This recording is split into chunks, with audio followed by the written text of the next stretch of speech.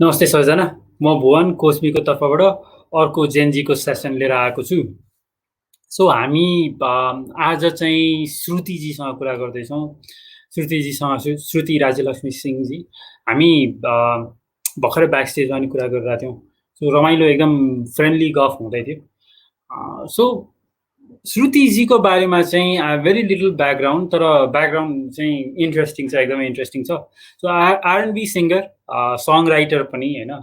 So त्यो नै मलाई एकदमै इन्ट्रेस्टिङ लागिरहेछ। अनि त्यसपछि भिडियो डाइरेक्टर अनि ट्यालेन्ट म्यानेजर होइन, यो सबै कुरा चाहिँ भेरी स्ट्रेन्ज वियर्ड मिक्स।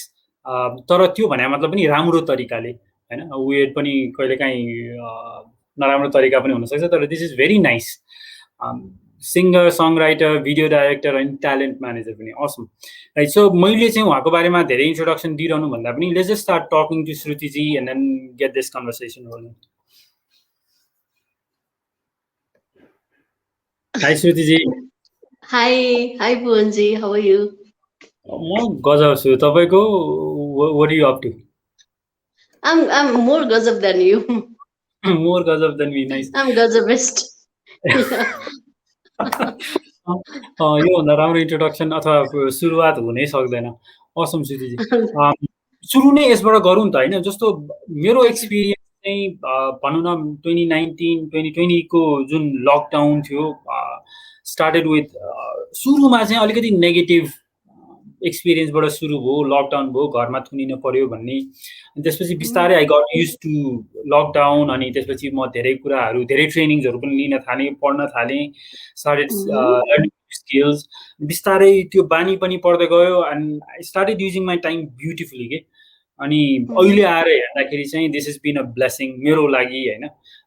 तर यो भन्दा भन्दै पनि धेरैजनाको लागि यो स्थिति धेरै दुःखदायी पनि छ भन्ने थाहा हुँदा पनि केही पोजिटिभ एस्पेक्ट पनि मैले यसबाट लिन सकेँ।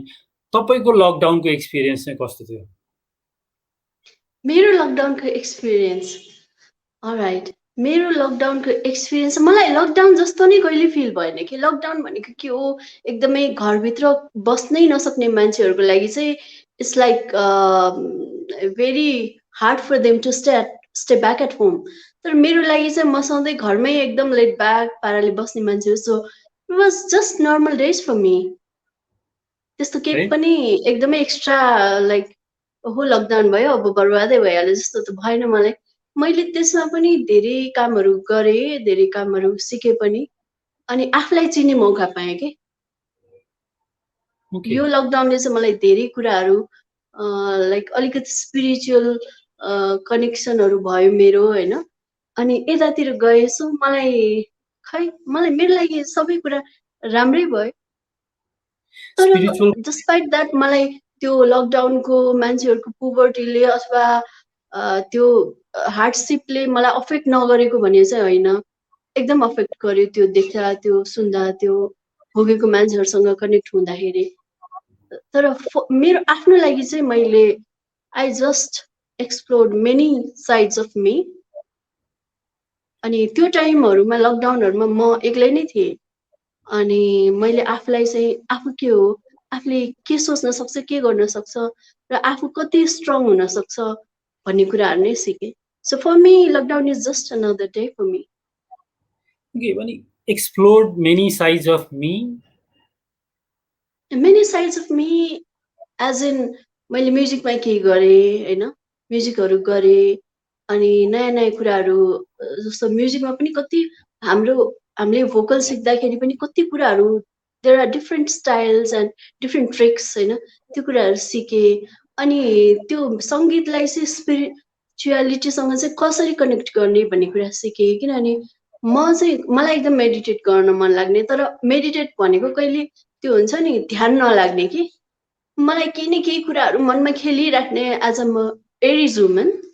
अनि केही कुराहरू खेलिराख्ने, त्यो मेडिटेट भनेको चाहिँ न्युट्रल हुनुपर्छ होला भन्ठान्थेँ कि। तर म्युजिक मात्रै यस्तो चिज रहेछ जसले मलाई मेडिटेट गर्न चाहिँ त्यो म्युजिकको थ्रु नै म मेडिटेट गरिरहेको रहेछु कि। अनि त्यो रागाज एन्ड अल त्यो नै मेरो मेडिटेसन रहेछ। तर मैले त्यो त थाहै थिएन कि मलाई यस्तो मेरो चाहिँ यो रहेछ, लाइक बाटो चाहिँ यो रहेछ भन्ने चाहिँ थाहा थिएन। यो टाइममा मैले थाहा पाएँ। That's all. म्युजिकको थ्रु नै मैले मेडिटेट गरिरहेको रहेछु भन्नुभयो। Beautiful, beautiful. हजुर श्रुतिजी, मैले तपाईँको एउटा सानो इन्ट्रोडक्सन चाहिँ दिएँ। मैले कतिको जस्टिफाई गरेँ तपाईँको इन्ट्रोडक्सनलाई थाहा छैन।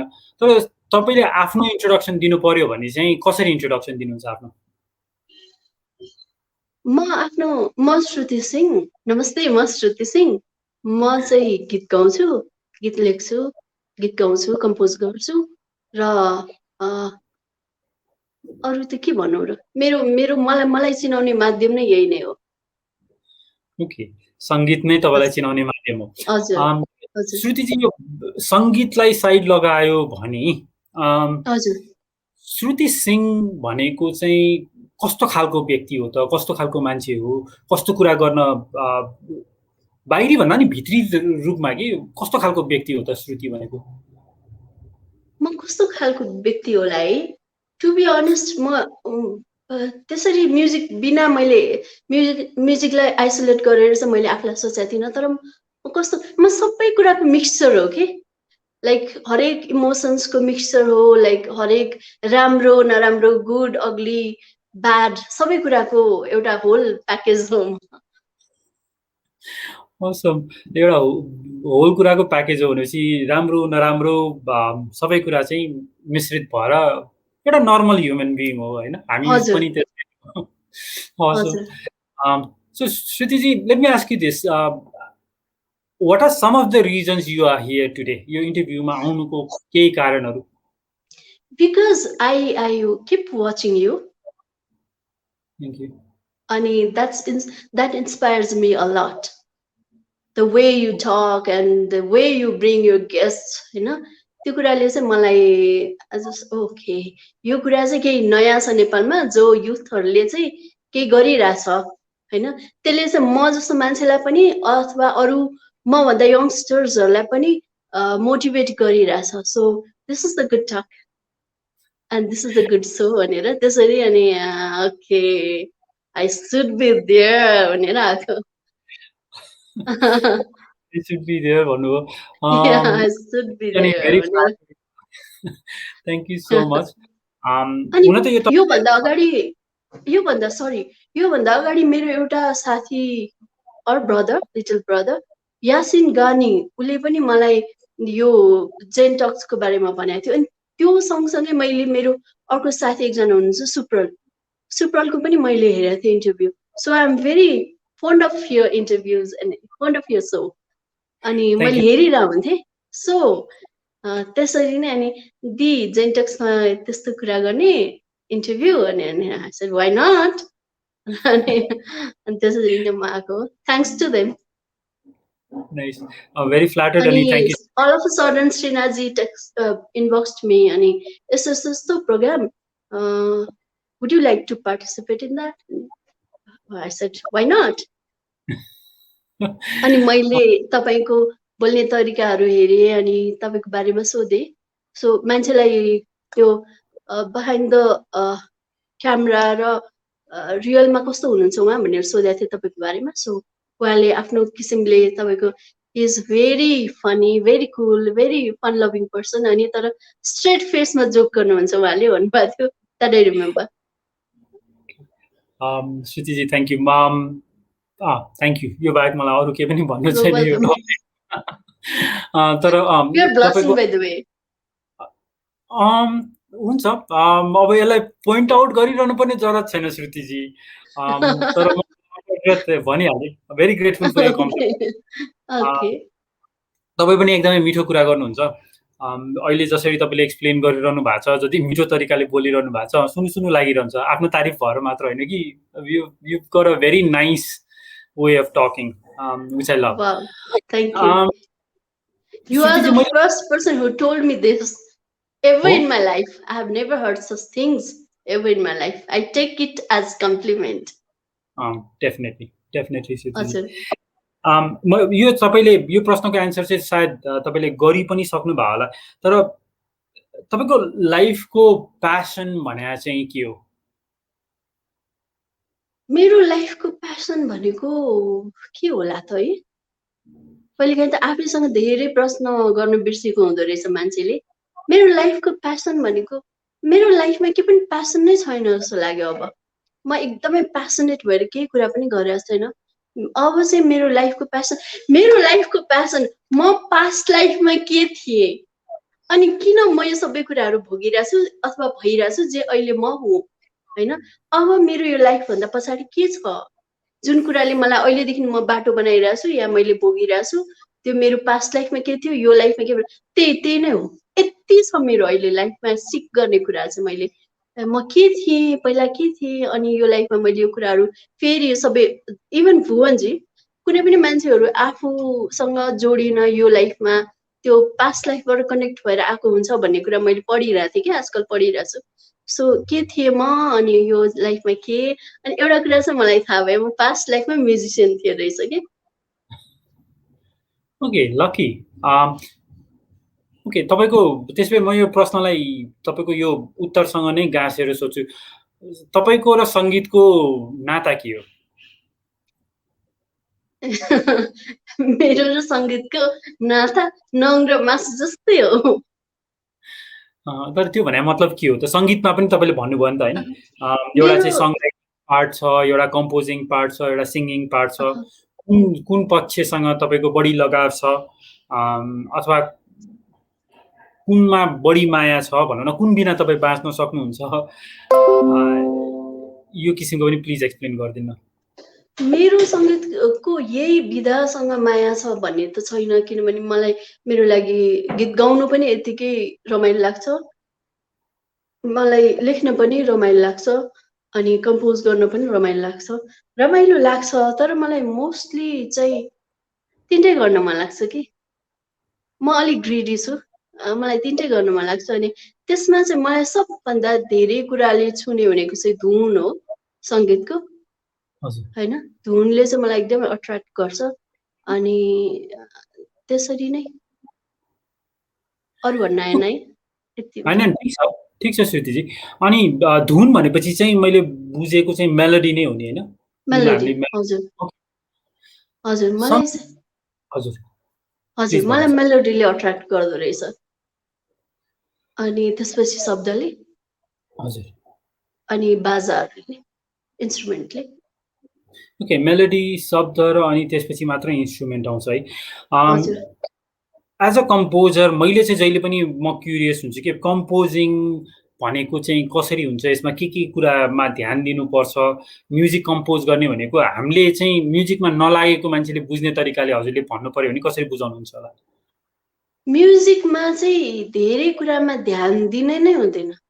म्युजिक भनेको चाहिँ आफू हुने एउटा ठाउँ हो कि तपाईँ बच्चा हुनुहुन्छ तपाईँलाई खेल्न तपाईँलाई माइक दियो तपाईँलाई क्यामेरा दियो अनि तपाईँलाई बोल्न आउँछ यसरी होइन, तपाईँ आफै भएर एकदम यो नै म हो भने जस्तो म भुवन हो भने जस्तो हुन्छ नि। त्यस्तो गरी म्युजिकमा चाहिँ केही पनि नहुने त्यसलाई शून्यमा गएर आफू हुने आफूलाई उड्न दिने हो कि म्युजिक भनेको चाहिँ। त्यसलाई कुनै पनि जनरमा कुनै पनि लाइक उसमा के अरे इन्स्ट्रुमेन्टमा अथवा कुनै पनि बार्समा बाँधिनु भएन तर नोटमा चाहिँ बस्नु पर्यो। ओके कुनै पनि उसमा बाँधिनु चाहिँ भएन तर नोट्समा चाहिँ बस्नु पर्यो। अनि यो आरएनबी सिङ्गर भनेको चाहिँ के हो श्रुतिजी? यसमा पनि अलिकति प्रकाश पारिदिनुहुन्छ कि? प्रकाश नै पारिदिउँ। ओके आरएनबी सिङ्गर भनेको चाहिँ एउटा जनर मात्रै त हो नि होइन, तर सबै मान्छेलाई थाहा आरएनबी भनेको एउटा जनर हो, पप भनेको एउटा जनर हो, रक अनि त्यस्तै टेक्नोहरू त्यो सबै कुरा चाहिँ एउटा जनर भयो होइन। अनि सोल सिङ्गिङमा छ त्यो चाहिँ एउटा जनर भयो अनि सङ्गीत त सङ्गीत नै हो।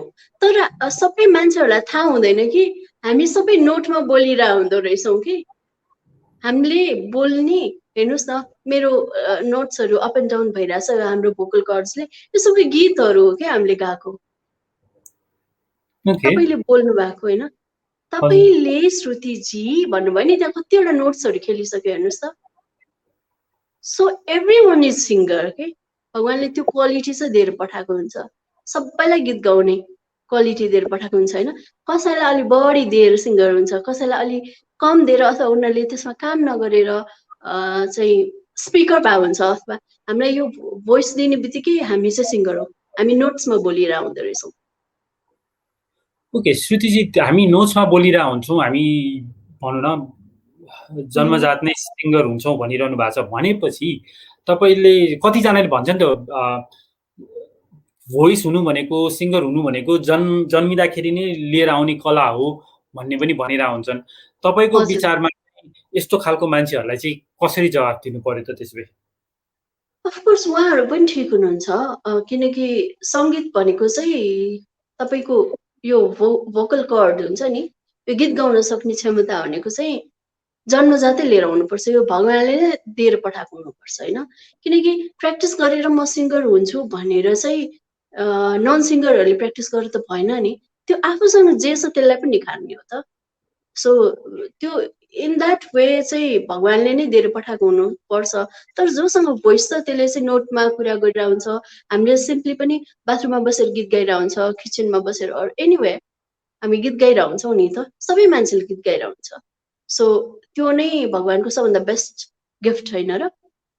हजुर हो, कुरै छैन। तपाईँ कति कुराहरू नोट्समा बोलिरहनु भएको हुन्छ, हाई पिचमा बोल्नुहुन्छ, लो पिचमा बोल्नुहुन्छ होइन, हजुर त्यो नै म्युजिक हो।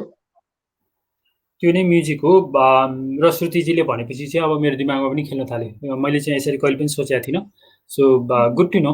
हामी जुन नोट्सलाई बोल्दाखेरि युज गरेर हुन्छौँ, सिङ्गिङ भनेको त्यसकै मोडिफाइड भर्जन नै भयो त्यसको मतलब होइन, त्यसको बेटर। ओके असम। कस्तो बुझाउन सजिलो भयो मलाई। त्यो रेसिप्रोकेट गर्ने मान्छे पनि राइट हुनु पर्दो रहेछ क्या यसको लागि चाहिँ। श्रुतिजी तपाईँको जन्म कहाँ भयो? म चाहिँ यही काठमाडौँमै जन्मेको हो। टु बी प्रिसाइज म के अरे टिचिङ हस्पिटलमा जन्मेको हो। हजुर ओके, काठमाडौँमै जन्मिनु भएको। मैले हस्पिटलै चाहिँ खासै जान्नुपर्ने जरुरत थिएन, तर त्यो इन्फर्मेसन भएर केही पनि बिग्रेको छैन। अनि कस्तो भयो त तपाईँको? जस्तो भनौँ न, मैले चाहिँ आफ्नो 10 वर्ष 12 वर्षको उमेर सम्झिने हो भने हामी भनौँ न दौडिरहेको, चौरमा दौडेको, लुकोमारी खेलेको, भनौँ न त्यो के अरे सेकाई खेलेको, 7 स्टोन खेलेको, यस्तो यस्तो याद आउँछ कि बच्चाको सोच्ने हो भने। तपाईँको यो 10 12 13 वर्षको उमेरमा रमाइलो मेमोरिजहरू के छ? खेलेर बिताएको मेमोरिजहरू? खेलेर है, त्यस्तो खेल्ने मान्छे होइन कि म बच्चैदेखि। तपाईँको रमाइलो मेमोरिजहरू? रमाइलो मेमोरिज, म म्युजिकमा पार्टिसिपेट हुन्थेँ। अनि म अलि हेल्दी चाइल्ड हो, म मोटो बच्चा हो, तर म चाहिँ ब्याक फ्लिप गर्न सक्थेँ। अनि त्यो कार्ट व्हिल भन्छ त्यो गर्न सक्थेँ। अनि I was more into gangster टाइपको के। Awesome. Nice. ग्रुप बनाएर फाइट खेल्ने त्यस्तो खालको थिएँ म, टु बी अनेस्ट। अब अहिले किन एकदम कन्सिल गरेर बोल्नु होइन, म चाहिँ त्यो एकदमै गर्लिस टाइपको चाहिँ थिएन जस्तो लाग्छ मलाई। अलि हिरो हुनुपर्ने होइन, हिरो भन्ने मतलब ओभर स्मार्ट हुने होइन कि फेयर हुनुपर्ने, फेयर जजमेन्ट सबैतिर त्यस्तो हुनुपर्ने। हामी जन्मेको चाहिँ सबै कुरा राम्रो गर्नलाई, सबै भिलेनहरूलाई ठिक गर्नलाई हो जस्तो लाग्थ्यो त्यति बेला मलाई होइन। Was more influenced by the movies हो कि एक्सन मुभिज। मलाई कहिले पनि लभ स्टोरी मुभिज पहिला पनि अहिले पनि मलाई मन पर्दैन थियो, ठुलो भएसम्म पनि। अनि म त्यो कराटे किड्सहरू हेर्दै हेर्दै हुर्केर होला सायद त्यो इन्फ्लुएन्स भएको। अनि म चाहिँ अलि गुड टाइपको ग्याङ्स्टर हुनुपर्छ भन्नेमा विश्वास राख्थेँ। ओके, गुड टाइपको ग्याङ्स्टर हुनुपर्छ। अनि भिलियनहरूलाई ठिक पार्ने पनि भन्नुभयो। कस्तो खालको मान्छेहरू चाहिँ भिलियन्सहरू हुन्थे? मेरो नजरमा चाहिँ जसले मिस्टेक गरिरहेछ कि त्यो मान्छेहरूलाई चाहिँ त्यो मान्छेहरूलाई ठिक गर्न जन्मेको हो म जस्तो लाग्थ्यो कि त्यति बेला चाहिँ। खासमा होइन रहेछ, आफू चाहिँ ठिक हुनुपर्ने रहेछ। यसलाई तपाईँले अघि भर्खर स्पिरिचुअलिटीको बारेमा पनि एक्सप्लोर गरेको थिएँ भन्दै हुनुहुन्थ्यो लकडाउनमा। सो यो पनि तपाईँको स्पिरिचुअलिटीको पार्ट नै होला सायद। अरूलाई ठिक पार्ने हुन्छ नि, आफू हुनुपर्ने। तर यु सेड कि मिस्टेक गर्ने मान्छेहरूलाई चाहिँ ठिक पार्नुपर्ने, तर कस्तो खालको कामलाई चाहिँ तपाईँले मिस्टेक मान्नुहुन्थ्यो अहिले नमाने पनि त्यति बेला चाहिँ? जस्तो कि चिट चोर्ने, ओके। जस्तो कि बच्चाहरूलाई बुली गर्ने, मलाई पनि टन्न बुली गर्थ्यो। अनि त्यस्तो त्यस्तो कुराहरू चाहिँ यो चाहिँ हुनुहुन्न। जस्तो कि केटाहरूले केटीहरूलाई जिस्काउने होइन, जुन चाहिँ यो नेगेटिभ कुराहरू हो भनेर हामीलाई सिकाएको हुन्थ्यो नि स्कुलमा, आफ्नो घरमा, त्यो कुराहरू चाहिँ त्यो चाहिँ एकदमै ब्याड हो भनेर मलाई फिल हुन्थ्यो। सो त्यो कुराहरूलाई चाहिँ प्रिभेन्ट गर्नुपर्छ, त्यो कुराहरूको त्यो मान्छेहरूको अगेन्स्टमा चाहिँ एक्सन लिइहाल्नुपर्छ जस्तो फिल हुन्थ्यो मलाई।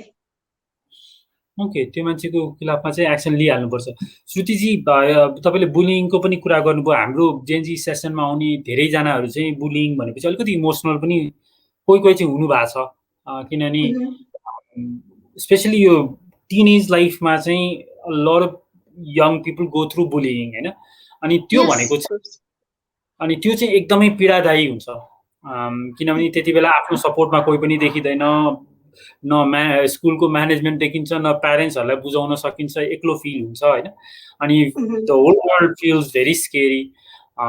अनि आई कम्प्लिटली अप्रिसिएट भनौँ न the struggle you gone through, अथवा जो बुलिड भएको छन् त्यत्रो स्ट्रगल गरेर पनि they've come out of it. So तपाईँले चाहिँ कसरी डिल गर्नुभयो त when people were bullying you?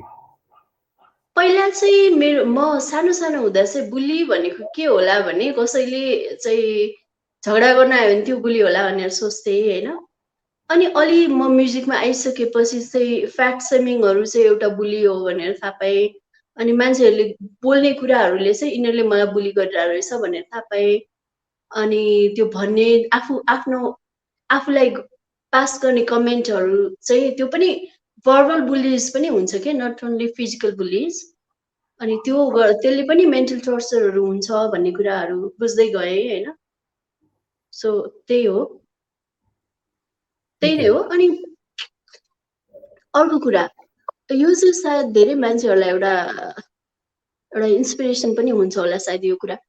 मलाई जब म बुली हुन्थेँ अनि त्यति बेला मलाई के लाग्थ्यो भने मैले एकदमै आइडलाइज गरेको मान्छेहरूले पनि मलाई म्युजिकमा, म कुनै कन्सर्टमा जाँदाखेरि ग्रुप कन्सर्टमा त्यस्तो ओहो यो त खानु भएन, यो खायो भने त फेरि ऊ जस्तै होला नि भन्यो मैले एकदम आइडलाइज गरेको सिङ्गरले के मभन्दा अलिकति अगाडि आउनुभएको सिङ्गरले। पछि हामी कन्टेम्पोरेरी भयौँ, सायद मैले पनि म्युजिकमा राम्रै गरेँ होला। अनि मलाई थाहा भयो किनभने मैले त्यस्तो मानेको सिङ्गर होइन। अनि त्यसपछि all of a sudden she started bullying me. अनि मैले चाहिँ थाहा पाएँ कि मैले अनि त्यो बुलीलाई चाहिँ मैले कसरी लिएँ भने, मैले त्यो कुराहरू कसरी ट्याकल गरेँ भने, मैले त्यति बेला म चुप लागेँ होइन, सुने। मैले त्यो कुराले आफूलाई अफेक्ट हुन दिइनँ कि त्यसपछि चाहिँ, किनभने म एउटा ठाउँमा पुगिसकेको थिएँ, म्युजिकबाट मैले केही कुराहरू अचिभ गरिसकेको थिएँ होइन। अचिभ इन अ सेन्स कस्तो हुन्छ भने तपाईँलाई सर्टेन मान्छेहरूले चिन्छ अनि तपाईँ आफ्नो कामबाट सेटिस्फाई हुन थाल्नुहुन्छ मोस्ट इम्पोर्टेन्टली होइन। त्यो स्टेजमा तपाईँ पुगिसकेपछि चाहिँ तपाईँ माथि कसैले कमेन्ट गर्छ भने के भयो त भन्दा मैले देखेँ, मैले कस्तो सोचेँ, मैले बुझेँ भनेदेखि त्यो मान्छे चाहिँ एकदमै इन्सिक्योर हो जसले अरूलाई बुली गर्छ के। त्यति चाहिँ हामीले जहिले पनि बुझ्नुपर्छ। यदि तपाईँ माथि कसैले कन्स्ट्रक्टिभ कमेन्ट्सहरू पास गर्छ भने चाहिँ त्यो एकदम राम्रो कुरा हो। त्यसलाई चाहिँ पोजिटिभली लिएर आफूमाथि वर्कआउट गर्नुपर्छ होइन। तर कसैले इन्टेन्सनली उसलाई तल देखाउँ भनेर तपाईँ माथि कमेन्ट पास गर्छ भने चाहिँ सोच्नुहोस् र बुझ्नुहोस् कि तपाईँलाई राम्रो भन्दैन या तपाईँको गुड ट्रेट्सहरूको बारेमा उसले एडमायर गर्दैन र तपाईँलाई यस्तै होला नि भनेर भन्छ भने, अथवा ऊ जस्तो केही कुरा तपाईँको नेगेटिभ तपाईँ माथि गर्छ भने सोच्नुहोस् कि सबैजनाले सोच्नुहोस् कि त्यो बुली भनेको चाहिँ त्यो कुराले चाहिँ तपाईँ अफेक्ट हुने होइन, किनभने ऊ तपाईँभन्दा सानो छ र त तपाईँलाई नेगेटिभ कमेन्ट पास गरिरहेछ नि। किनभने उसले तपाईँलाई चाहिँ हाइली सोचिरहेको हुन्छ कि, तपाईँलाई हाई पेडस्टलमा राखिरहेको हुन्छ। मभन्दा यो त राम्रो छ, मभन्दा यसले छिटै गरिरहेछ केही काम, मभन्दा चाहिँ यो सायद कुनै कुरामा त बेटर होला नि, जसले गर्दाखेरि यसलाई मान्छेहरूले राम्रो भनिरहेछ होइन।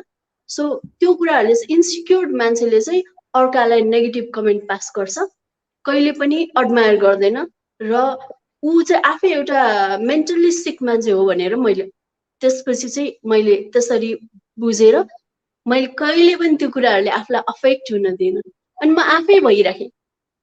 ऊ जस्तै मोटोलाई नै भन्यो भने अब उसको लागि म दुब्लाउनु पर्ने त होइन नि त, मेरो खुट्टा हो, मेरो जिउ हो, मैले बोकिरहेको छु होइन।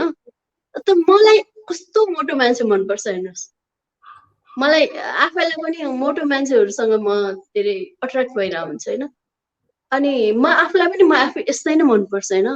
पहिला त आफूले पो आफूलाई खुसी राख्ने हो त। हामी जन्मेको त सारा संसारको लागि राम्रो, किनकि सबैले सबैलाई एक एकवटा कुरामा एउटा कुरामा तपाईँ इम्प्रुभ गर्नुहोस्, त्यो बुलीबाट अफेक्ट भएर अर्को भन्छ, त्यस्तो अर्को भन्छ, त्यसपछि अर्को भन्छ होइन। There are pile of things के। अनि तपाईँले आफूले आफूलाई म ठिक छु, म खुसी छु, मेरो खुसी यही क्राइटेरियाभित्र छ, मैले गर्नुपर्ने कामहरू चाहिँ यो हो, जुन कुरा म गर्छु भनेर आफूले मेन्टली प्रिपेयर भएर आफू स्ट्रङ हुनुभयो भने तपाईँलाई बुलीले अफेक्ट गर्दैन। त्यही भएर आफू जस्तो हुनुहुन्छ त्यस्तै हुनुहोस् र आफ्नो खुसी आफैभित्र खोज्नुहोस्। हाम्रो शरीरमा हाम्रो टाउकोमा एउटा युनिभर्स नै छ भनेपछि त खुसी पनि आफैले के त्यो डोपामाइन लेभल पनि आफैले क्रिएट गर्ने हो कि, त्यो लेभल बढाउने हो। अनि खुसी पनि आफैभित्र खोज्ने हो कि। अनि कालान्तरमा तपाईँलाई खुसी दिने भनेको तपाईँ हो कि, तपाईँलाई माया गर्ने भनेको तपाईँ हो, अरू होइन कि। मैले रिसेन्टली आइम सरी यो अलिकति ठुलो अलि लामो भयो, मैले रिसेन्टली पढेको don't try to impress people होइन, they will forget you eventually after your death होइन। 2-3 दिन बस्दा तपाईँलाई बिर्सिन्छ। सबैलाई खुसी पार्ने तपाईँको जिम्मेवारी होइन, तपाईँलाई खुसी पार्ने चाहिँ तपाईँको जिम्मेवारी हो। Thank you. तपाईँलाई खुसी पार्ने चाहिँ तपाईँको जिम्मेवारी हो। ब्युटिफुली सेड श्रुतिजी, इन्सपायरिङ पनि थियो। Thank you श्रुतिजी। सो भनौँ न, यो एउटा चाहिँ तपाईँको एउटा पहिचान भइसकेको छ, तपाईँ चाहिँ you kind of achieved little bit भन्यो भने अलिकति डिल गर्न पनि सजिलो होला होइन, अथवा तपाईँ अलिक बुझ्ने भइसक्नु भएको छ भने पनि सजिलो होला। तर यङ बच्चाहरू जो चाहिँ भनौँ न त्यो 12-13 इयर्स ओल्ड छन्, उनीहरूलाई चाहिँ बुलिङ भइरहेछ भने अब न उनीहरू प्यारेन्ट्सलाई गएर भन्न सकिरहेको हुन्छन्, न टिचर्स कहाँ गएर कम्प्लेन गर्न सकिरहेको हुन्छन्। किनभने टिचर्स कहाँ कम्प्लेन गर्यो भने झन् बुली गर्लान्, झन् आफूलाई आपत पर्ला भन्ने डर भइरहेको हुन्छ। अब यस्तो स्थितिमा चाहिँ तपाईँले स्कुललाई चाहिँ के एडभाइस गर्नुहुन्छ र त्यो बच्चाको प्यारेन्ट्सहरूलाई चाहिँ के एडभाइस गर्नुहुन्छ? कसरी डिल गर्ने त प्यारेन्ट्स स्कुलहरूले चाहिँ योसँग? सबभन्दा पहिला चाहिँ आफ्नो बच्चाहरूलाई यति इन्करेज गर्नु पर्यो कि उनीहरू बुलीबाट गइरहेछ अथवा कुनै पनि कुराहरूबाट गइरहेछ, अन्डर प्रेसरमा छ भने चाहिँ उनीहरूलाई सिकाउनु पर्यो कि तिमी स्ट्रङ हुनुपर्छ। के कुराले, जुन कुरामा हामी तिमीलाई सपोर्ट गर्छौँ तिम्रो राम्रो। किनभने एउटा मान्छे जन्मिन्छ, एउटा बच्चा हुर्किन्छ, त्यसपछि राम्रो नराम्रो सबै किसिमको यो समाजको कुराहरू त आफूभित्र भर्दै जान्छ नि त। एउटा बच्चा त एम्टी हुन्छ होइन, उसको माइन्ड अनि एउटा काँचो भाँडो जस्तै हुन्छ। अनि त्यो कुरालाई कसरी सेप गर्दै लाने, त्यो त टक टक टुक टुक टुक टुक टुक टुक गरेर एउटा सेप गर्न लागेको। त्यो बुली भनेको कुरा चाहिँ आफूलाई चाहिँ आफ्नो बच्चाले यो सिकाउनुपर्छ हामीले कि यो सबै कुराहरूमा म तिम्रो साथ छु, ल भन मलाई कि तिमीलाई के भयो भनेर भन्न सक्नुपर्छ कि। हामी सबै देख्छौँ नि, बच्चाहरूलाई स्कुलमा पनि त्यो कुराहरू गर्नुपर्छ र घरमा पनि त्यो कुराहरू सिकाउँदै लानुपर्छ। सो बच्चाहरू आफैमा स्ट्रङ हुँदै आओस् कि कसैले टर्चर गर्न नसकोस्, कसैले प्रेसर दिन नसकोस्, त्यस्तो लाग्छ मलाई चाहिँ। ओके, सो ट्रस्ट बिल्ड गर्नु पर्यो प्यारेन्ट्सले चाहिँ बच्चाहरूमा होइन, उनीहरूमा चाहिँ अप हुनलाई पनि सजिलो पनि बनाइदिनु पर्यो र उनीहरूमा कन्फिडेन्स लेभल पनि बढाइदिनु पर्यो। स्कुल म्यानेजमेन्टको रोल चाहिँ के देख्नुहुन्छ? अथवा मैले यसरी पनि स्कुल म्यानेजमेन्टले चाहिँ के गर्न सक्छ? किनभने मोस्टली यो स्कुलमा भइरहेको हुन्छ, प्यारेन्ट्ससम्म त पुगिरहेको पनि छैन। अनि स्कुलले केही रोल खेल्न सक्ने यसमा पोसिबिलिटी देख्नुहुन्छ हजुरले? देख्छु, किनभने स्कुल भनेको हामीलाई एजुकेसन मात्र प्रोभाइड गर्ने ठाउँ होइन, एउटा इन्स्टिट्युट मात्र होइन कि। स्कुल भनेको हामीले सबभन्दा धेरै कुराहरू सिक्ने ठाउँ हो कि होइन, हाम्रो दोस्रो घर जस्तै हो। बच्चाहरूले चाहिँ स्कुलमा जान्छ, त्यसपछि धेरै कुराहरू सिक्छ। सो शिक्षकहरूले चाहिँ के हुनुपर्छ भनेदेखि, शिक्षकहरू चाहिँ हामी त यिनीहरूलाई पढाउन आएको, हामी बुकको त्यो एउटा टेक्स्ट बुक मात्रै पढाउने हो, त्यसमा सिलेबस जे छ त्यो पढाउने, त्योभन्दा बढी के पनि पढाउने होइन भनेर सोच्नु भएन कि विद्यार्थीहरूलाई आफ्नो विद्यार्थीहरूलाई चाहिँ नि शिक्षकहरूले पनि म यसको अभिभावक हो, यो बच्चाहरूको म अभिभावक हो र म पनि एउटा प्यारेन्ट हुने अथवा आफू म अलरेडी पेरेन्ट छु अथवा म पनि एउटा पेरेन्ट हुनुपर्ने मान्छे हो। सो यो बच्चाहरू हाम्रो हो भनेर त्यसरी ब्यालेन्स गर्दै लग्यो भने स्कुलले पनि धेरै कुरा हेल्प गर्न सक्छ जस्तो लाग्छ र नेगेटिभ कुराहरू गर्ने बच्चाहरूलाई पनि त्यो उनीहरूले सम्झाएर त्यो कुराहरूलाई गेट रिड अफ गर्न सक्छ जस्तो लाग्छ। ओके, नेगेटिभ कुरा गर्ने बच्चाहरूलाई पनि सम्झाएर हेल्प गर्न सक्छ। किनभने अघि तपाईँले भनिहाल्नुभयो, जसले बुली गर्छ ऊ पनि इन्सेक्योर छ होइन, आफूमै एउटा भिक्टिम हो होइन, तपाईँले भने अनुसार चाहिँ। सो उसलाई पनि हेल्प गरेको छ, राइट। सो एउटा चाहिँ भिलियन, एउटा चाहिँ राम्रो मान्छे होइन कि दुवैजना चाहिँ दे बोथ सफरिङ। टिचरले चाहिँ अथवा स्कुल म्यानेजमेन्टले दुईटैलाई हेल्प गर्नु पर्यो, दुईटैलाई हेल्प गर्नु पर्यो अफकोर्स। किनभने तपाईँको सोच्नुहोस् न, जो मान्छेले अरूलाई नेगेटिभ मात्र कुरा गर्छ भनेदेखि त त्यो मान्छे पनि त मेन्टली त सिक्ने हो नि त होइन। जो मान्छे अलिकति स्पिरिचुअली अफ्लिक्टेड छ अथवा अलिकति त्यो कुरा स्पिरिचुअली नभनौँ, बच्चाहरूमा चाहिँ के छ भने उसमा त्यो कन्फिडेन्स लेभल कम छ भनेदेखि उसले त्यो कुराहरू आफ्नो कुराहरूलाई सप्रेस गर्दा गर्दा एउटा उसले यस्तो कुराहरू क्रिएट गर्छ कि यो भन्दाखेरि सायद मैले आफूमा भएको इगोहरू सेटिस्फाई गर्छु कि भनेर सोच्न थाल्छ जस्तो लाग्छ कि मलाई लागेको मात्र। त्यो नहुनु पनि सक्छ, म कुनै दार्शनिक त होइन, तर त्यो हुन सक्छ जस्तो लाग्छ। तपाईँ कुनै दार्शनिक त होइन भन्नुभयो, तर हुन पनि सक्छ, के थाहा। अब दार्शनिक भनेर कसैले लेबल दिने होइन, सर्टिफिकेट पाउने होइन होइन। तपाईँले भनेको कुराहरू एकदम वाइज पनि सुनिन्छ। सो तपाईँ दार्शनिक पनि हुन सक्नुहुन्छ। तर श्रुतिजी अलिकति रमाइलो पाटोतिर पनि जाउँ। फ्रेन्डसिप, साथीहरूको महत्त्व के छ जिन्दगीमा? मेरो एकदमै लिमिटेड गिने चुनेको साथीहरू छ जुनलाई चाहिँ म एकदमै इम्पोर्टेन्स दिन्छु होइन। जसले आफूलाई माया गर्छ, आफूलाई हरेक कुरामा साथ दिइरहन्छ, त्यस्तो साथीहरूलाई चाहिँ म पनि एकदमै, म साथी धेरै बनाउने टाइपको मान्छे कहिले पनि होइन। धेरै साथी सर्कल मेरो छैन, तर जति पनि छ they are awesome. I really respect them and I love them. You love them, obviously. So तपाईँले चाहिँ थोरै साथी तर राम्रो साथी बनाउँछु भनिरहनु भएको छ। यो थोरै साथी भनेर तपाईँले फिल्टर गर्दै आउनुहुन्छ होइन। मान्छेको लाइफमा त धेरै मान्छेहरू हुन्छ, सबैलाई साथी बनाउँदिन, फिल्टर गर्दै जानुहुन्छ। के क्राइटेरियामा फिल्टर गर्नुहुन्छ? कस्तो मान्छेलाई चाहिँ तपाईँ आफ्नो नजिक आउनु दिनुहुन्छ त? सबभन्दा फिल्टर भनेको चाहिँ मान्छेहरूको जर्नी हेर्नुहोस् न। तपाईँको लाइफमा कतिजना साथीहरू आयो होला होइन, यो जिन्दगी त यात्रा भयो नि त। यसमा कतिजना बटुवाहरू सँगै हिँड्यो होला, एकछिन हाई हेलो गरे होला, अनि पानी सानी खायो होला, साथी भयो होला, अनि त्यसपछि बाई भन्यो होला, आफ्नै घरतिर गयो होला। त्यस्तो गरेर एउटा सर्ट टाइमको ट्राभल मेट के त्यो मात्रै हो साथीहरू भनेको। जो तपाईँसँग अब लङ टाइम फ्रेन्डसिप हुन्छ उनीहरू चाहिँ कसरी गर्छु होला म चाहिँ विचार, हाम्रो विचार हेड मिल्नु पर्यो होइन। हाइट वेट कलर जे पनि स्किन टोन जे पनि नमिले पनि हुन्छ, तर विचार मिल्यो भने चाहिँ साथी सबभन्दा सबै सम्बन्धहरू चाहिँ यही नै हो कि जस्तो लाग्छ कि विचार मिल्नुपर्छ। सायद त्यो जुनसुकै सम्बन्ध होस्, चाहे आफ्नो पेरेन्ट्स होस्, चाहे आफ्नो बच्चाहरू होस्, चाहे आफ्नो सिब्लिङ्स होस्, चाहे तपाईँ र म होस् होइन, सबैसँग एउटा विचार मिल्यो भने अनि त्यो सम्बन्ध आत्मीय हुँदै जान्छ कि अरू केही कुरा पनि होइन, अरू केही कुरा मिलेर पनि हुँदैन। तपाईँ र म उस्तै देख्यौँला अरे अनि हामी अब एकदम बेस्ट फ्रेन्ड बन्नुपर्छ भुवनजी भनेर हुँदैन कि, हाम्रो विचार मिल्नुपर्छ सबभन्दा पहिला चाहिँ। हाम्रो सबभन्दा पहिला त विचारै मिल्नु पर्यो।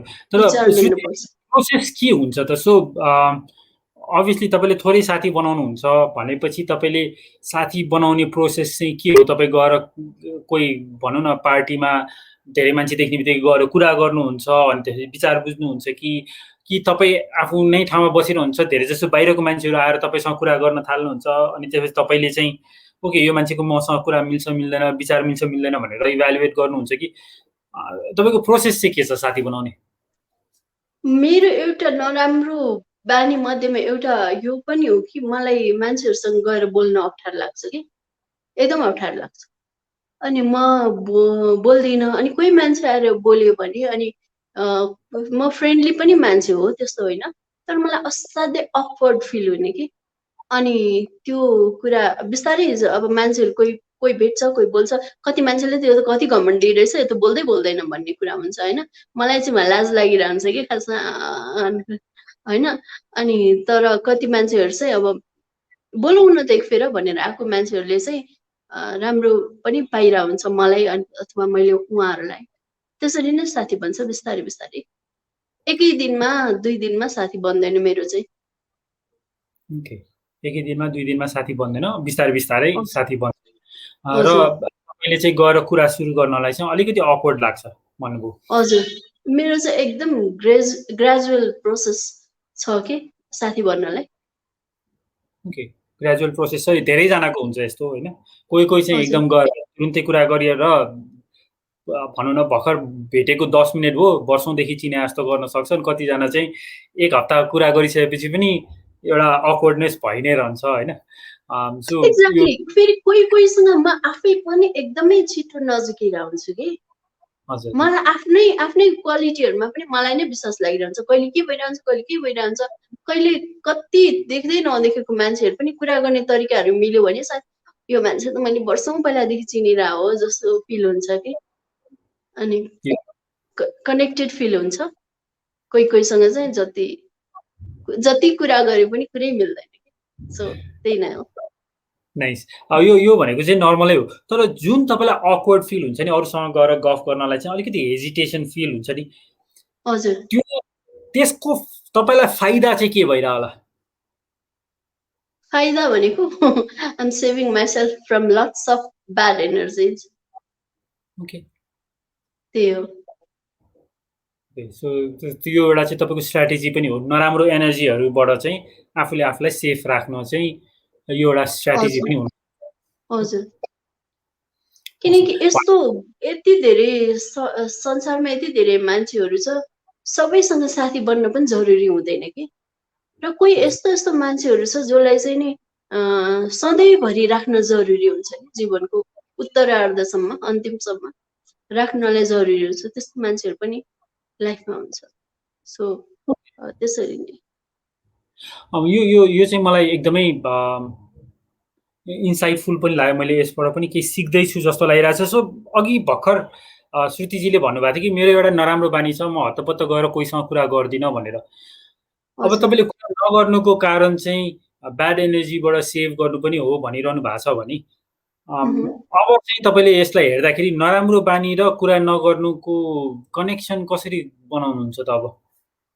अब नराम्रो मैले भनिहालेँ यो मेरो नराम्रो बानी हो। किनभने सबैले एउटा हाई भनेर केही त हुँदैन नि त मान्छेलाई होइन। एउटा keeping them in arm length भन्छ नि, त्यो गरेर पनि खास केही त फरक पर्दैन नि। मान्छे ल साथी बन्ने बित्तिकै एकदम कनेक्टेड भइहाल्नुपर्छ भन्ने पनि त केही छैन नि त। सो बोले पनि हुने हो, तर खै के बोल्नै नसक्ने टाइपको लाज लाग्ने हो कि त्यस्तै छ। लाज लाग्ने हो कि पनि भन्नुभयो। सो कुनै एउटा ब्यालेन्स तरिका पत्ता लगाउन सकिन्छ जहाँ चाहिँ हामीले सिम्पल कुरा हाई हेलो भनेर पनि आफूलाई चाहिँ ब्याड एनर्जीबाट प्रोटेक्ट पनि गरिराख्न सक्ने एउटा ब्यालेन्स अप्रोच चाहिँ पत्ता लगाउनु पर्यो होइन। त्यही त। कति मान्छेको बानी यस्तो हुँदो रहेछ कि अलि सानो सर्कलमा बस्न रुचाउने, सबै त्यो देखेको मान्छेहरू सबै ब्याड एनर्जिज हो भन्न त मिल्दैन होइन। तर सानो सर्कलमा बस्न मन पराउने, जहाँ धेरै मान्छेसँग कुरै मिल्दैन भने तपाईँ किन बेकारमा टाउको दुखाइराख्ने जस्तो फिल हुन्छ होला कि मलाई। अब मेरो साथी हुँदैन होला सायद, के कुरा गरिराख्ने टाइपको हुन्छ होला कि। सो म बोल्दिनँ होला। अब त्यस्तै हो। द्याट मेक्स अ के लट अफ हो नै सेन्स मैले होइन। मैले म तपाईँसँग यति कुरा गरेँ कि मलाई अब यस्तो धेरै अब म आफैलाई नै यति धेरै क्वेसन गर्नेवाला छु कि मैले उनीहरू मान्छेहरूसँग किन बोलिनँ अथवा सर्टेन पिपलसँग म किन बोलेँ, किन कनेक्टेड फिल भयो मलाई, उनीहरूसँग म किन बोलिनँ भन्ने कुरा पनि म अब सोध्छु आफूले आफूलाई एक्लै बसेर। ओके, श्रुतिजी कुन तपाईँको कुन चाहिँ साइड धेरै जसो मान्छेले देखाएको छैनन्? कुन पक्ष? म यस्तो ह्युमरस छु होइन, अनि त्यो मान्छेहरूले देखाएको छैन। अनि के भन्छ टाढैबाट यो त हेर्दै छुच्ची जस्तो छ भन्छ कि, त त्यो होइन कि म खास लजाइरा होला कि अलिकति हेजिटेन्ट भएको होला, तर म एकदमै फन्नी छु, त्यो चाहिँ धेरै कमलाई थाहा छ। Okay, you are very funny, तर धेरै कमलाई मात्र थाहा छ। हजुर। तपाईँ लजाइरहनु पनि भए हुनुहुन्छ भन्नुभयो, तर the reason you are shy is because I don't know, खै बच्चादेखि धेरै नबोल्ने भएर होला कि, मेरो घरमा पनि धेरै लामो कुरा गर्ने मान्छेहरू नभएर पनि होला, त्यसरी हुर्केर होला। कम बोल्ने कि, ठिकै ठिकै ठिकै, म आर्मी फ्यामिलीको मान्छे हो, हाम्रो घरमा ठिक ठिक ठिक ठिक मात्र बोल्ने कि, अनि धेरै कुरा नगर्ने, धेरै खै के त्यस्तै होला सायद। भन्नु पर्दाखेरि चाहिँ त्यो परिवारले नै त्यसरी हुर्काएर होला, धेरै लामो नबोलेको। But I try. पहिला त म कस्तो बिस्तारी पनि बोल्थेँ, एकदमै बिस्तारी बोल्थेँ, स्लो टकर। अनि पछि मैले यो टङलाई चाहिँ फास्ट फास्ट फास्ट फास्ट गर्नलाई प्र्याक्टिस गर्दै गएर यतिको जो छिटै बोल्छु नि अहिले त होइन, नर्मल मान्छेहरू जस्तै। त्यो पहिला चाहिँ बिस्तारै बोल्ने कि। ओके, भनेपछि श्रुतिजीले चाहनुभयो भने चाहिँ आफूलाई चेन्ज गर्न चाहिँ एकदम सक्नु हुँदो रहेछ त्यसो भए। सबै मान्छेले सक्छ कि, खालि चाहना मात्रै हुनुपर्छ। True true. श्रुतिजी, सेल्फ एक्सप्रेसन भनेको चाहिँ तपाईँको विचारमा के हो? के कुराको लागि? भनौँ न, मान्छेहरूले चाहिँ आफूले आफूलाई एक्सप्रेस गर्नुपर्छ भनेर हामीलाई सिकाइरहेको हुन्छ होइन, आफूलाई एक्सप्रेस गर्ने टपिक हेरेर एक्सप्रेस गर्छु। ओके, के कुरामा आफूलाई एक्सप्रेस गर्ने होइन, कुनै कुरामा के, मैले त कस्तो मलाई केही नै पल्ला परेन कि, के कुरामा आफूलाई एक्सप्रेस गर्ने, कुनै टपिकलाई अथवा कुनै तपाईँको कुनै पाटोलाई या कुनै के कुरालाई एक्सप्रेस गर्ने? म्युजिक वाइज एक्सप्रेस गर्ने हो कि आफ्नो आफ्नो इमोसन्सलाई हो कि सेन्टिमेन्ट्सलाई हो कि होइन, कसरी एक्सप्रेस? यसो भनौँ न, आफ्नो इमोसन्स, आफ्नो अथेन्टिसिटी भनौँ न, किनभने हामी त जहिले पनि संसारमा बाहिर निक्लिँदाखेरि एउटा न एउटा नकाब लगाएर बसिरहेको हुन्छौँ होइन। स्कुल जाँदाखेरि एउटा स्टुडेन्ट भएर जान्छौँ, साथीभाइसँग भेट्दाखेरि एउटा साथीको नकाब लगाएर जान्छौँ, काम गर्दाखेरि एउटा इम्प्लोइको मास्क लगाएर जान्छौँ भने सबै मास्क उतारेपछि एउटा आफ्नो अथेन्टिक सेल्फ हुन्छ नि त, त्यो कहीँ त एक्सप्रेस गर्नु पर्यो। भने कतिजनाले लेखेर गर्छन्, कतिले भनौँ न के पेन्टिङ गर्लान्, आर्ट फर्महरूले चाहिँ धेरैले गरिरहेको हुन्छन् होइन। सो तपाईँको चाहिँ के हो प्रोसेस आफ्नो सेल्फ एक्सप्रेसन गर्ने चाहिँ? म लिटरली म त्यस्तो मास्कुरेड फेस चाहिँ होइन, म जे होइन त्यो हो भन्ने त्यस्तो खालको। तर म जहाँ हो त्यो इन्स्टेन्ट एक्सप्रेसन भइरहेको हुन्छ कि मेरो, सो मलाई त्यो सफरै गर्नु पर्दैन, त्यो लेयर नै छैन कि मसँग। सो जहाँ जे हो त्यही भन्यो, जहाँ जे हो त्यही गर्यो, सक्यो कि सक्यो। अनि त्यो मेरो सप्रेस्ड फिलिङ्स चाहिँ मैले यो वेबाट पुग्छु भन्ने नै छैन, जुन वे हो त्यहीमै पुग्ने खालको मान्छे हो कि म। एकदमै मेरो एङ्गर पनि म एकदम एक्सप्रेस गर्ने खालको मान्छे हो। आफ्नो नेगेटिभ यहाँ चाहिँ देखाउनु हुँदैन, यहाँ चाहिँ एकदम ठिक्क हुनुपर्छ, यहाँ राम्रो हुनुपर्छ भन्ने नै छैन कि।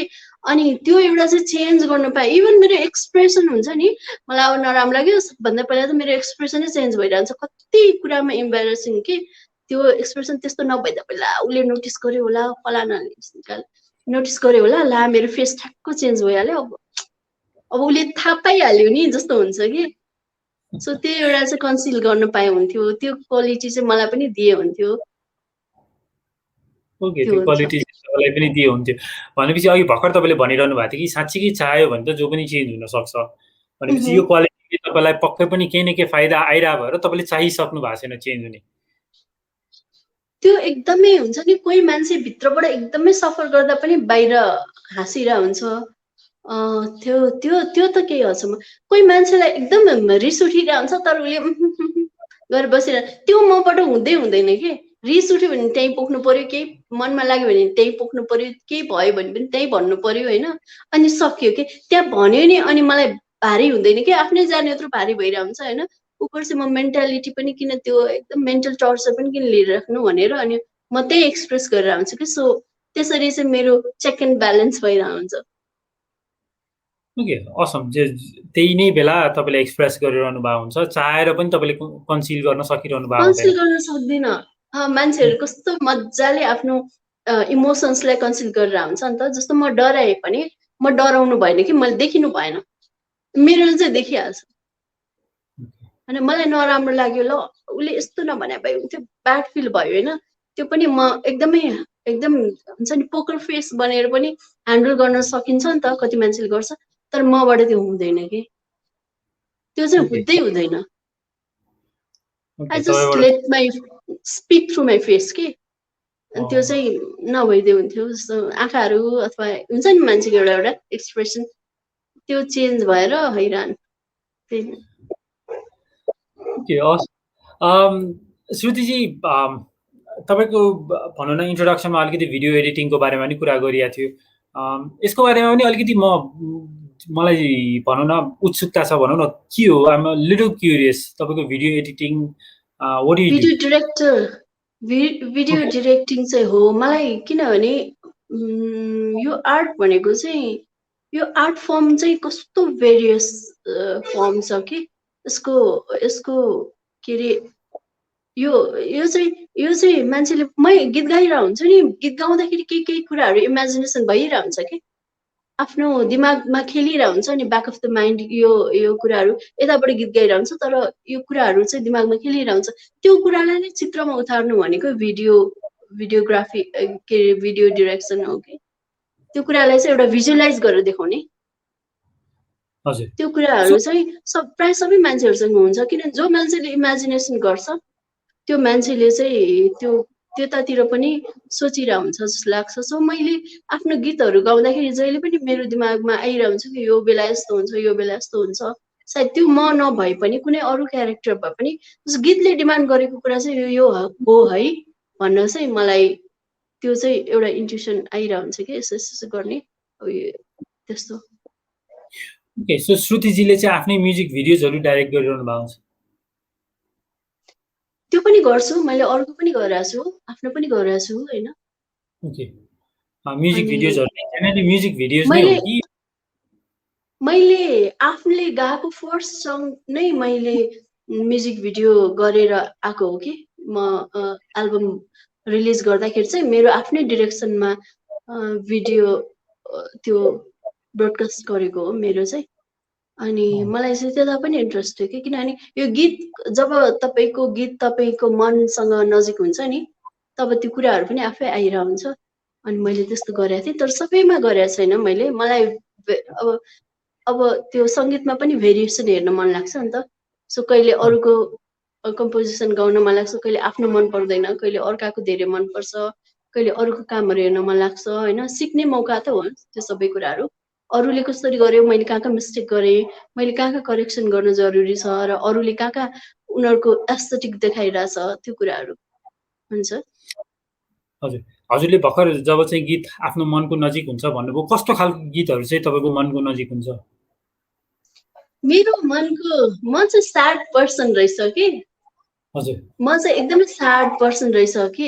भित्र आफूलाई चिन्दाखेरि चाहिँ म एकदमै जतिसुकै बाहिर खुसी भयो भने भित्र चाहिँ एक खालको ममा स्याडनेस जहिले पनि छ।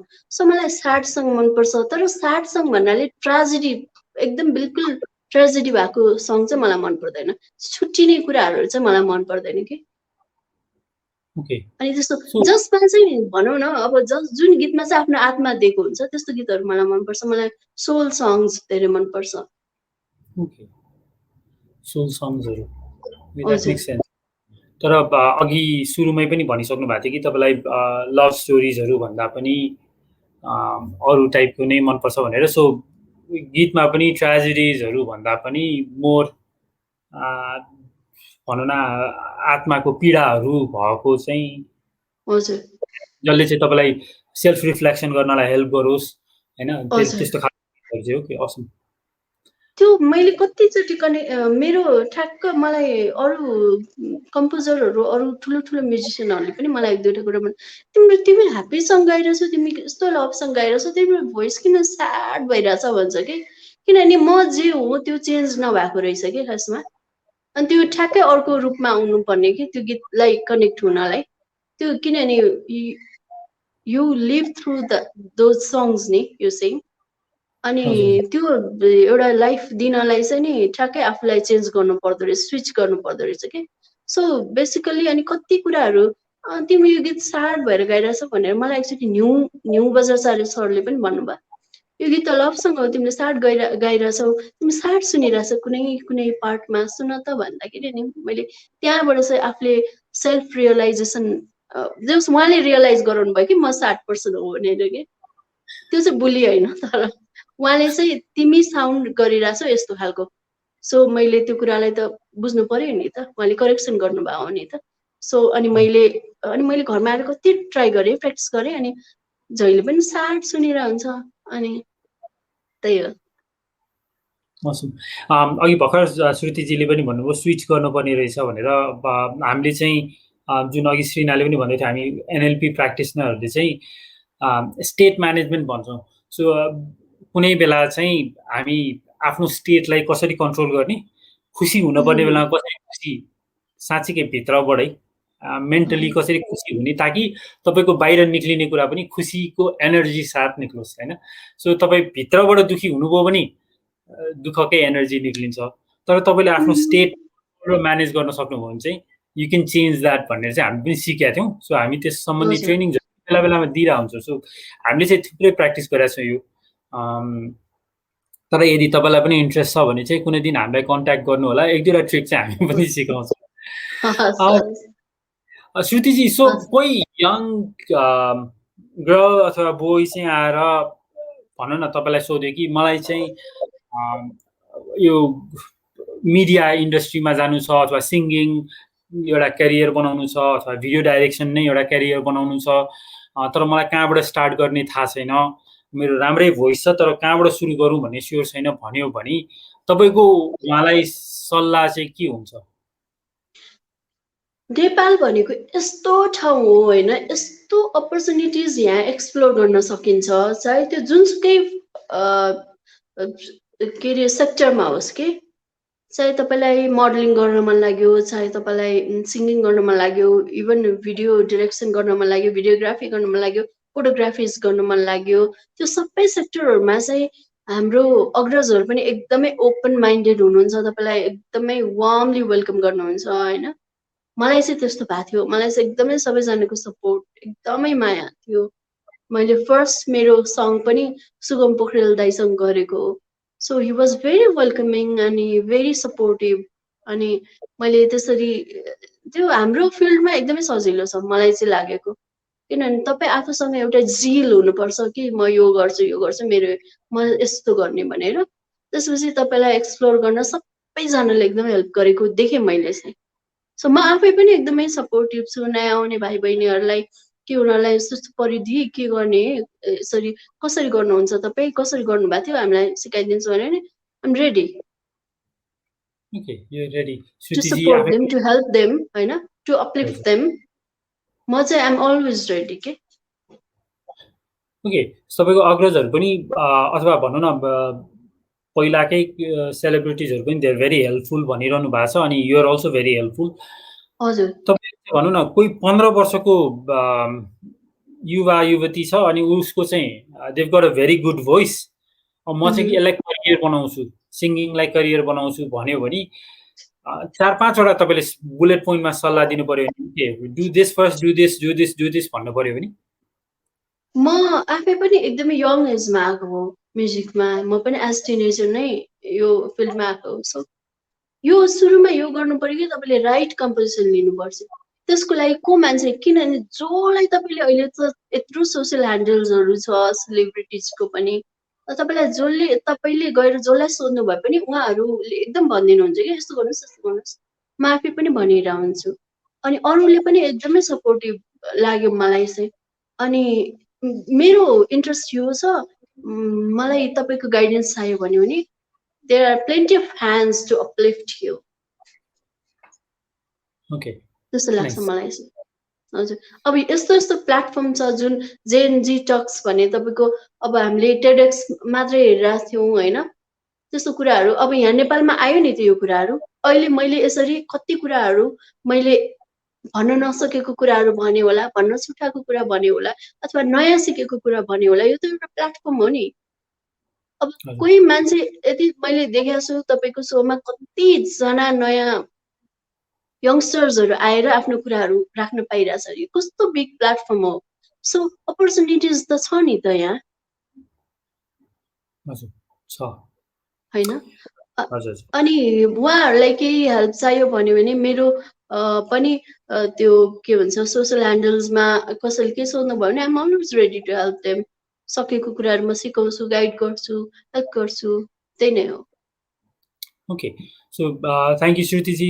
श्रुतिजीको सोसियल मिडियाको ह्यान्डल्सहरू पनि हामी डिस्क्रिप्सनमा राखिदिन्छु। So if any one wants to contact her, follow हर, त्यसको लागि पनि we encourage you very much.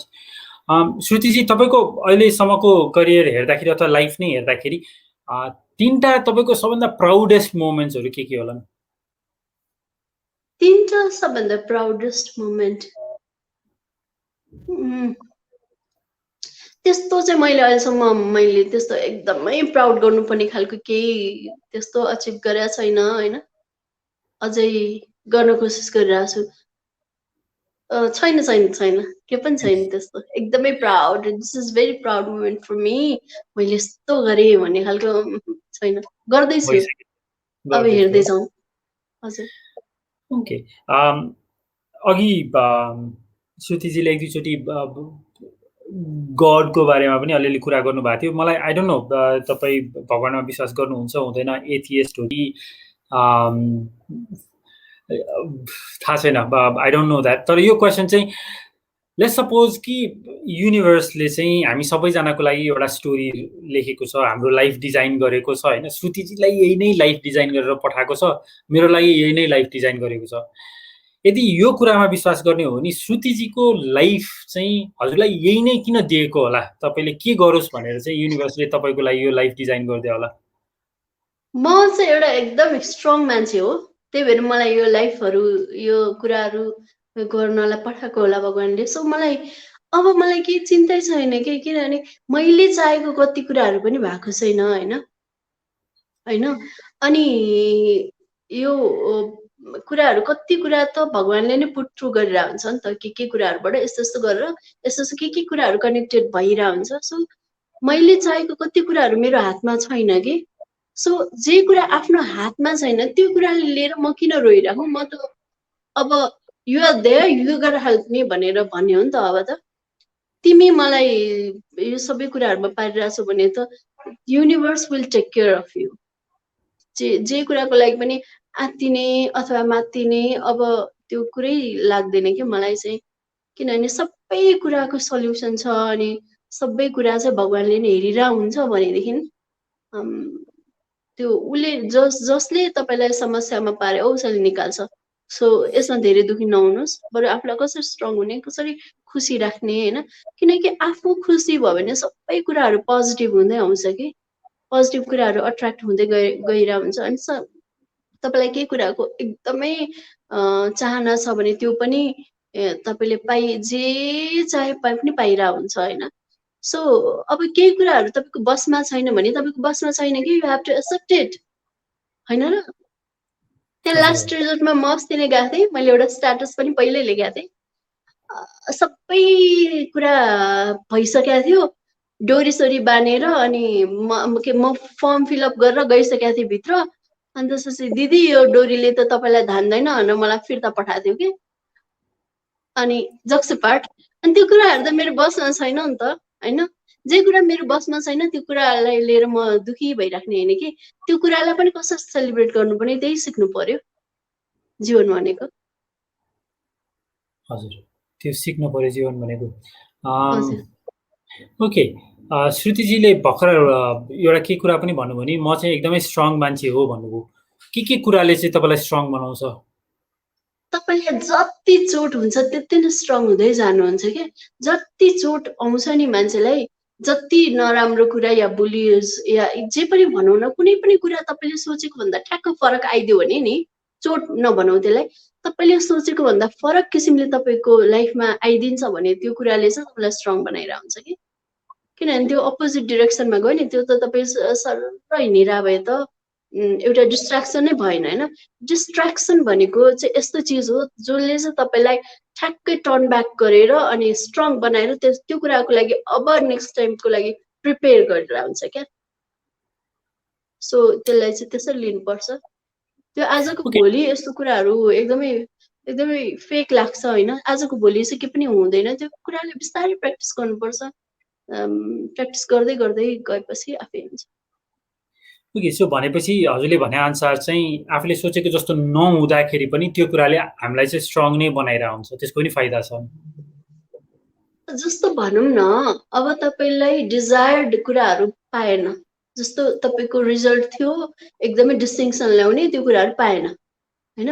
तपाईँलाई त्यो पाउने चाहनै छ भने त तपाईँ स्ट्रङ भएर अगाडि बढ्नुहुन्छ नि त होइन र।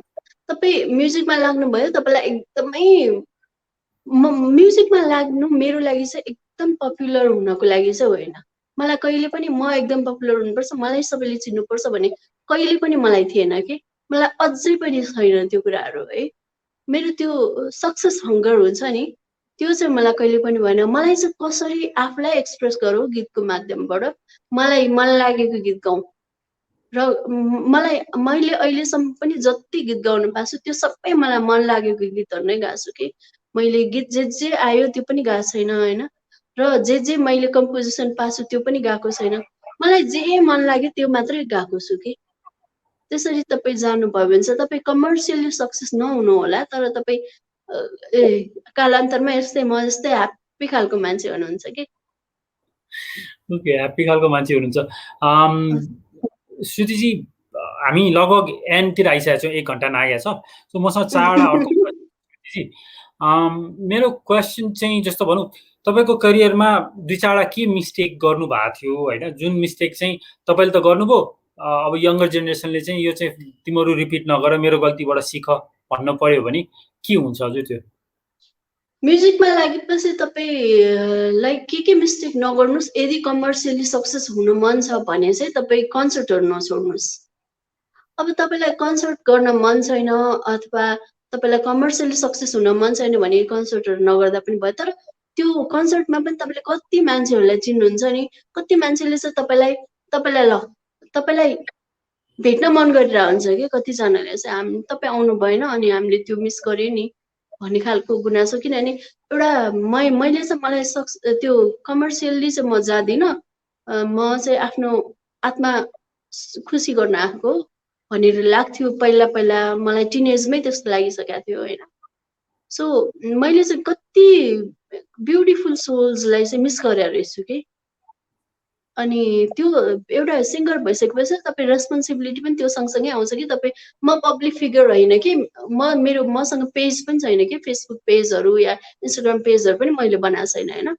त म चाहिँ एकदम लोकी बस्ने मान्छे हो। मलाई चाहिँ त्यो म त्यसरी पब्लिक फिगर नहुने भनेर पनि हुँदैन रहेछ। किनभने तपाईँ एउटा गीत गाइसकेपछि, तपाईँ मिडियामा आइसकेपछि तपाईँको मान्छेहरूप्रति पनि तपाईँलाई सुन्ने मान्छेहरूप्रति, तपाईँको दर्शक र श्रोताप्रति पनि केही चाहिँ जिम्मेवारी हुँदो रहेछ कि। काँधमा बोकेरै हुँदो रहेछ।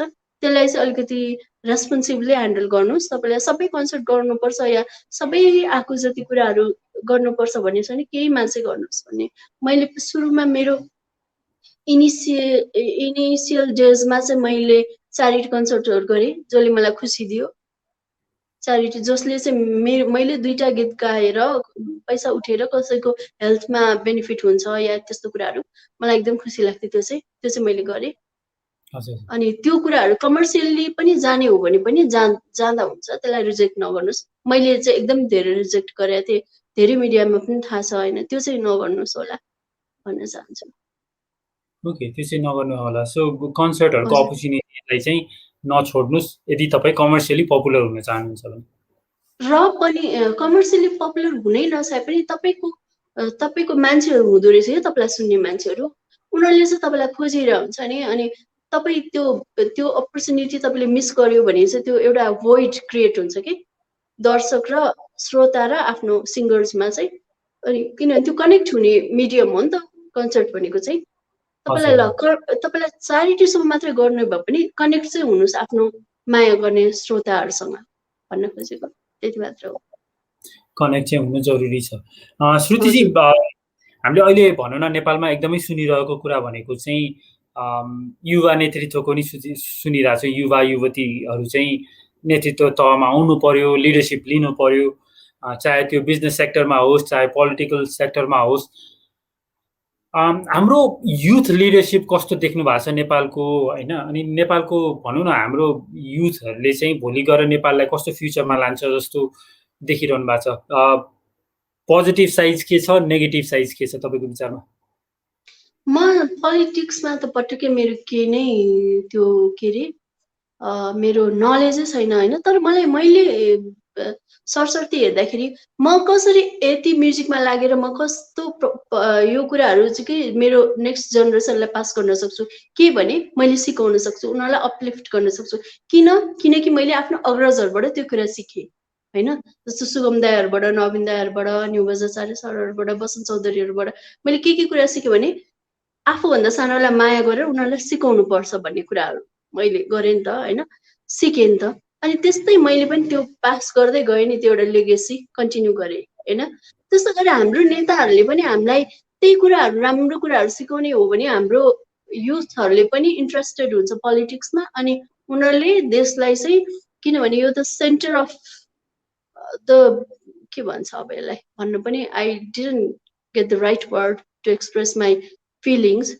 एउटा एउटा एउटा बागडोर हुन्छ नि, बागडोर त्यो सम्हाल्न त तपाईँलाई कसैले पनि गाइड गर्नु पर्यो नि त। त्यो गाइडेन्स हामीमा छैन भने हाम्रो नेता हाम्रो यङ्गर जेनेरेसनहरू पनि कहीँ न कहीँ चाहिँ त्यो डिस्ट्र्याक्ट भइरहेको जस्तो मलाई फिल हुन्छ कि आइरहेछ गर्न खोजिरहेछ, कति कुराहरू छ त्यसमा होइन। अब यसरी चेन्ज, अब हामीलाई पनि कति कुरा थाहा छ कि जस्तो कुलमान घिसिङले यत्रो कुराहरू चेन्ज गर्नुभयो, बत्ती नजाने बनाउनु भयो होइन, उहाँले बनाउनु भयो नि त त्यो त।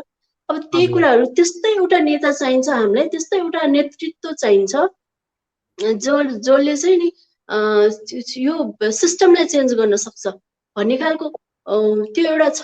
तर त्यो कसरी बन्ने भन्ने बाटोमा पुग्न पाउँदैन कि युथहरू, किनकि तपाईँलाई चाहना त छ तर तपाईँलाई राइट प्लेटफर्म, मलाई कति कुराहरू एक्सप्रेस गर्न मन थियो, तपाईँले राइट प्लेटफर्म नदिनु भयो भए मैले कुरै राख्न पाउँदैन थिएँ नि होइन। त्यस्तै गरेर त्यो प्लेटफर्म छैन जस्तो लाग्छ कि मलाई चाहिँ। त्यो बिग्रिसकेको कुराहरूलाई कसरी करेक्ट गर्ने भन्ने कुरा हाम्रो युवाहरूसँग छ, तर कहाँ गएर करेक्ट गर्ने र कसले दिन्छ त भन्ने कुरा छैन कि। त्यो सिस्टम नै एकदमै हामीलाई एकदमै अन्डरस्टिमेट गरिराखेको जस्तो लाग्छ सिस्टमले हामीलाई होइन। सो हामी खुल्नै पाउँदैनौँ। ओके, हामी खोल्न पाउँदैन, युवाहरूलाई प्लेटफर्म चाहिँ जुन चाहिएको प्लेटफर्म छ त्यो छैन, त्यसले गर्दाखेरि छैन, सिस्टमले पनि सपोर्ट गर्दैन कि। हजुर श्रुतिजी, तपाईँ चाहिँ भनौँ न, यदि if you could travel back in time होइन, आजभन्दा 6 वर्ष पछाडि जान सक्नुभयो भने आजको श्रुतिले 6 वर्ष पछाडिको श्रुतिलाई लाइफको सम्बन्धी के सल्लाह सुझाव दिन्थ्यो होला? म के पनि सल्लाह सुझाव दिँदैन थिएँ। म आज जे हुन्थेँ त्यो कुराहरू सबै कुराहरू नभइदिए भए म यो नै हुँदैन थिएँ होइन। So I embrace all the things that came through my life, came into my life, whoever, whatever, होइन, whatever the situation or consequences, त्यो कुराहरूले चाहिँ म एकदमै थ्याङ्कफुल छु कि आज मलाई यो श्रुति हुनलाई हेल्प गर्यो त्यो सबै कुराहरूले। So I am very thankful to the god. त्यो कुराहरू मेरो लाइफमा जे पनि भयो मलाई एकदमै एम्ब्रेस गर्न मन छ कि, आफ्नो फ्लज, आफ्नो मिस्टेक्स, अरूको जे पनि सबै कुराहरू मेरो लाइफमा भएको कुराहरू। सो म के पनि सजेस्ट गर्दिनँ। श्रुतिजीले चाहिँ सबै कुरालाई नै एम्ब्रेस गर्नुहुन्छ। श्रुतिजी, अन्तिम प्रश्न, भनौँ न आजभन्दा 10 वर्षपछि चाहिँ भनौँ न श्रुतिजी चाहिँ you become the education minister of Nepal, शिक्षा मन्त्री हो। हुन त तपाईँलाई पोलिटिक्समा खासै इन्ट्रेस्ट छैन, पोलिटिक्समा इन्ट्रेस्ट नभए पनि तपाईँ शिक्षा मन्त्री हुनुभयो। शिक्षा मन्त्री भएपछि पहिलो 2-4 महिनामा धेरै नसोचिकन प्लानिङ नगरिकन कमन सेन्सले भने हिसाबले कुन कुरा चाहिँ तपाईँले तुरुन्तै चेन्ज गरिहाल्नुहुन्छ, किनभने हाम्रो एजुकेसन सिस्टममा यो कुरा चाहिँ एकदम सजिलोसँग चेन्ज गर्न सकिन्छ, तर यसले बच्चाहरूलाई एकदमै ह्याम्पर भइरहेछ, यो 2-4 कुरा चाहिँ म तुरुन्तै चेन्ज गरिहाल्छु भन्नु पर्यो भने के कुरा हुन्छ होला हजुर? त्यो एउटा चाहिँ नेपालमा एकदमै नेपालको शिक्षा राम्रो छैन भन्छ, तर नेपालको शिक्षा चाहिँ एकदमै ओभरल्याडन छ के हैन। अनि एउटा चाहिँ म शिक्षालाई चाहिँ प्र्याक्टिकल बनाउँथेँ कि यो कुराहरू हामीले कति कुराहरू पढेको छ जुन हाम्रो लाइफमा हाम्रो करियर वाइज कति कामै आइरहेको छैन कि, अनि त्यो कुराहरू चाहिँ कसरी अब के अरे प्र्याक्टिकल बनाउने भनेर त्यो चेन्ज गर्थेँ। अनि हाम्रो समाजमा चाहिँ एउटा के छ भने छोरीलाई पढाउनु पर्छ भनेर चेन्ज गर्थेँ म भनेर धेरैपल्ट, होइन छोराछोरी सबैलाई पढाउनु पर्छ कि छोरालाई नपढाइकन तपाईँको राइट ब्यालेन्स नै आउँदैन र छोरीलाई नपढाइकन त्यो कुराहरू राइट ब्यालेन्स आउँदैन। सबै जे पनि हाम्रो जति पनि सबै मान्छेहरू छ उनीहरू सबैलाई बराबर शिक्षा सबैलाई चाहिन्छ भनेर सोच्थेँ र एजुकेसनलाई प्र्याक्टिकल बनाउँथेँ अनि सबैलाई पढाउनु पर्छ र पढ्न इन्करेज गर्थेँ। ओके, प्र्याक्टिकल बनाउँथे, एजुकेसनलाई चाहिँ प्र्याक्टिकल बनाउँथे होइन, र आफ्नो क्यारियर जे छ त्यो अनुसारको सब्जेक्ट्सहरू छान्न पाइयोस् होइन। कतिपय सब्जेक्ट्सहरू युजै हुँदैन भने किन फेरि त्यो आफूलाई क्यारियरमा पनि युज हुँदैन अनि अहिले गाह्रो लाग्छ, त्यसमै फेल भएर कतिजना स्टुडेन्टहरू पछाडि पनि परेर हुन्छ जुन चाहिँ पछि कामै लाग्छ। Okay, so beautiful. हजुर, त्यो चाहिँ तपाईँले लिएको एजुकेसन र हामीले लिएको एजुकेसनले चाहिँ हामीलाई पछि गएर करियर वाइज हेल्प गरोस् कि, त्यस्तो कुराहरू चाहिँ म धेरै सोच्थेँ अनि त्यसलाई चेन्ज गर्थेँ यदि पाएको भए। Thank you. तपाईँले आफैले पनि पाउन सक्नुहुन्छ अथवा त आश गरौँ तपाईँले पाउनु भएन भने यो तपाईँको कुरा कसैले सुनिरहेछ होइन, अनि सायद यसले चाहिँ हामी मध्ये कसैकोमा घन्टी बज्छ कि, अनि हो नि त है। अब बच्चाहरूलाई कसरी सजिलो बनाउने, उनीहरूलाई इन्ट्रेस्ट लागेको सब्जेक्ट मात्र पढ्यो भने उनीहरू झन् इन्ट्रेस्टेड भएर पढ्थे होला होइन, यो कुराहरू बुझ्छ भन्ने पनि आश गरौँ। श्रुतिजी, अब हामी एन्डमा छौँ, मैले जेनरली चाहिँ यसरी रिक्वेस्ट चाहिँ गर्दिनँ थिएँ, तर if you'd like to sing कुनै हामीलाई मिठो केही सुनाइदिनुहुन्छ भने पनि प्लिज सुनाइदिनु होला। अनि इफ यु आर नट भनौँ न म गाउँदिनँ भन्नुभयो भने पनि that's perfectly fine, up to you. मलाई गाउन त्यस्तो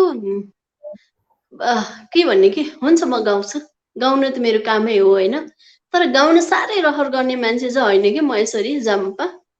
त्यसमा ठिक छ श्रुतिजी, लेट्स लिभ। हामीले जेनरली सिङ्गर जहाँ गए पनि गाइदिनु पर्ने, कमेडियन जहाँ गए पनि जोक सुनाइदिनु पर्ने भन्ने पनि जरुरत छैन, त्यसको पनि जरुरत। बरु मलाई जोक सुनाइदिनु भन्नुभयो भए म टन्न जोक क्रिएट गर्थेँ होला, तर गाउन असाध्यै जहिले पनि के गीत गाउँदै एउटा भनिहाल्ने कि नगाउन आज भने जस्तो लाग्ने कि। मैले त्यो एकदमै बुझेको छु, सरी भन्नै पर्दैन। मैले त्यही भएर त्यसरी नै सोध्नुको कारण नै त्यही हो, किनभने तपाईँलाई धेरैले त्यही भनिरहेको हुन्छन् होइन, अनि वी कम्प्लिटली अन्डरस्ट्यान्ड। अझ त्यही त कमेडियनलाई जोक सुनाइदिइहाल त भनिरहेको हुन्छन् होइन। म एउटा हमिङ गर्छु,